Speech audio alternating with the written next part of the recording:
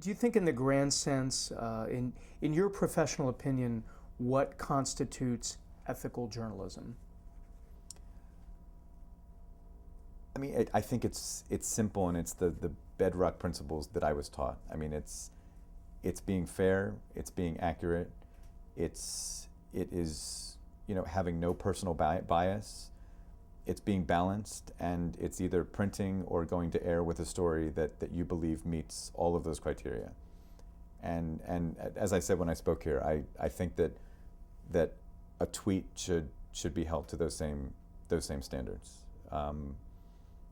And you can apply that to feature stories, to news stories, to profiles, to breaking news. I mean, it just, you have to, or else we're losing kind of the soul in this profession.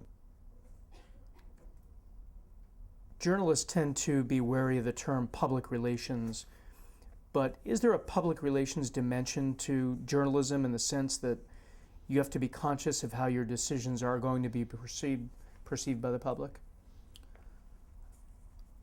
I think news organizations have an audience, and we have a reputation to uphold. When we're telling individual news stories, I think it's dangerous to ever think about, how do I tell this story so people like me, or how do I tell this story in a way that will get us, that more listeners will, agree with it or disagree. I mean, those kinds of questions should be out the window. I mean, we're, again, following the principles of journalism to tell stories. I do think we should be cognizant of, our reputation, but the way to build a reputation is to tell the truth, and, to be trusted, that you're going to report fairly and accurately. And so I pride myself on stories that have generated, a lot of criticism from our listeners, when I knew that it was something, where I was telling a fair story, an important story.